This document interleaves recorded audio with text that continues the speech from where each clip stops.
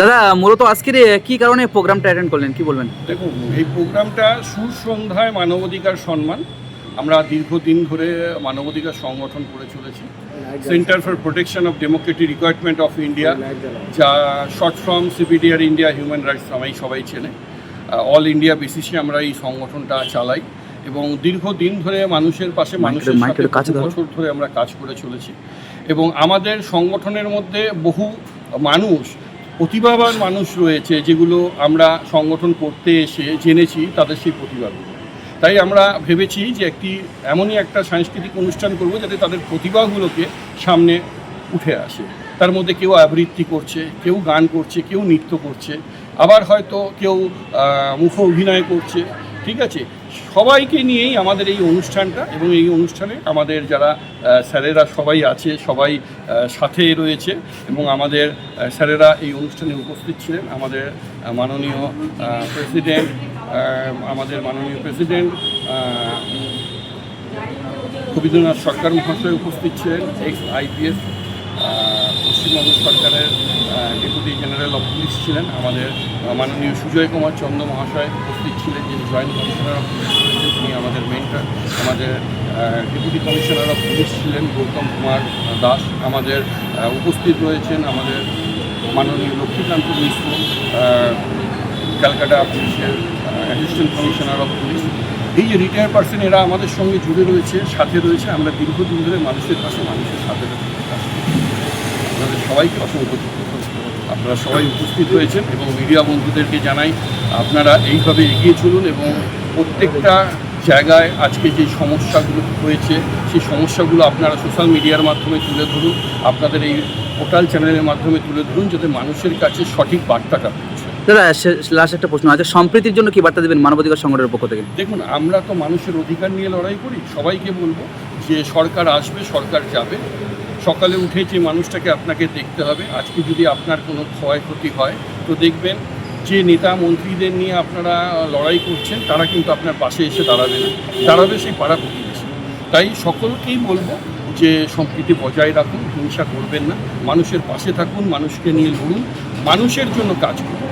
এটাই আমাদের কাছে সাংস্কৃতিক সন্ধ্যা আয়োজন করা হয়েছে এবং মানবাধিকার সম্মানও এরা প্রদান করছে। এই অনুষ্ঠান এই সংগঠনের সঙ্গে যারা যুক্ত মানবাধিকার কর্মী আছে তাদের জন্য অত্যন্ত আনন্দের একটা দিন। তারা সারা বছর অক্লান্তভাবে মানুষের অধিকার রক্ষার জন্য আন্দোলন এবং সংগ্রাম করে থাকছেন।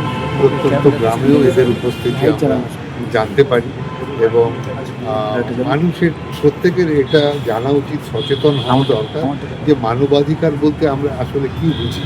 অ্যাকচুয়ালি আমাদের সংবিধানের 12 থেকে 35 নম্বর যে আর্টিকেলগুলো আছে, ধারাগুলো আছে, তার মধ্যে মানুষের অধিকার সম্বন্ধে, ফান্ডামেন্টাল রাইটস সম্বন্ধে বলা আছে।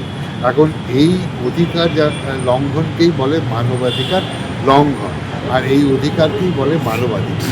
এখন এইগুলো যখন লঙ্ঘিত হয় তখন তাকে সুরক্ষা দেওয়ার দায়িত্ব প্রশাসনের থাকে। অনেক ক্ষেত্রেই দেখা যায় প্রশাসন সঠিকভাবে এই কাজটা করে না, যার ফলে যে ভুক্তভোগী মানুষ যারা আছে তারা অসহায় বোধ করে। তখন এই ধরনের সংগঠনগুলো তাদের পাশে এসে দাঁড়ায় এবং প্রশাসনের সঙ্গে এদের মধ্যে একটা যোগসূত্রের কাজ করে, যাতে সেই তার বিচারটা পায়, তার উপর যে অন্যায় হচ্ছে তার নিরসন যাতে হয়, সেই কাজটা এরা করে থাকে। আমি এদের সঙ্গে যুক্ত আছি, এদের কাজটা আরও সাফল্যের সঙ্গে আগামী দিন করবে এটা আশা করি। আজকে মনোরম সাংস্কৃতিক সন্ধ্যা, এখানে উপভোগ্য একটা অনুষ্ঠান হচ্ছে, কিছুক্ষণ থাকলাম, খুব উপভোগ করলাম এবং ছোটো ছোটো বাচ্চারা যে প্রদর্শন করলো সাংস্কৃতিক অনুষ্ঠান। অ্যাকচুয়ালি সাংস্কৃতিক চর্চা এবং খেলাধুলার চর্চা যদি সঞ্চালিত হয় ইয়াং জেনারেশনের মধ্যে, তাহলে কিন্তু দেশে সমাজে ক্রাইম অনেকটা কমে যায়। এইটা কিন্তু আমাদের সকলের মনে রাখা উচিত। এইটার চর্চাই আজকে চলছে। দাদা, বাংলায় পদ্মফুল ফুটলো আর আপনি প্রশাসনিক দপ্তরে উচ্চ পদে ছিলেন, কি আশা করছেন? দেখুন, আমি কোনো পলিটিক্যাল বক্তৃতা আমি এখানে দেব না। এটা একটা গণতান্ত্রিক দেশে একটা নিয়ম, নির্দিষ্ট সময় অন্তর নির্বাচন হয়। সেই নির্বাচনে গণতান্ত্রিকভাবে একটা সরকার থেকে আরেকটা সরকার পরিবর্তিত হতে পারে বা পুরনো সরকারই থেকে যেতে পারে, কিন্তু আমাদের যে কোনো সরকারি আসুক না কেন তাদের কাছে একটাই প্রত্যাশা থাকে, যেন আইন শৃঙ্খলা রক্ষা হয়, আমাদের সমাজটা যেন ক্রাইম ফ্রি হয়, অপরাধ মুক্ত সমাজ হয়। সেটাই আমরা সবাই আশা করি। আমি বিশেষ নয়, প্রত্যেক মানুষই তাই আশা করে, শান্তি শৃঙ্খলা এবং অপরাধ মুক্ত সমাজ। স্যার, চারিদিকে যেভাবে হিংসা ছড়িয়ে পড়েছে, তার মাঝে আপনি তো একজন আইপিএস অফিসার, আপনি এই হিসেবে সাধারণ মানুষের জন্য কি বার্তা দেবেন? প্রশাসন আরও সতর্ক হবে। যখনই একটা চেঞ্জ আসে তখনই একটা টার্মোয়েল এটা হয়, এইটা কিন্তু স্থায়ী হবে না। আমাদের প্রশাসন, আমরাও যখন কাজ করছিলাম এগুলোকে ফেস করতে হয়েছে একটু তৎপরতার সঙ্গে। এইগুলো দেখবেন 1-2 দিনের মধ্যে এটা থেমে যাবে, এবং যারা এটা করছে তারা অপরাধ করছে এবং তাদেরকে প্রশাসন যথাযথ ব্যবস্থা তাদের বিরুদ্ধে নেবে এবং অচিরেই এটা বন্ধ হবে আশা করছি।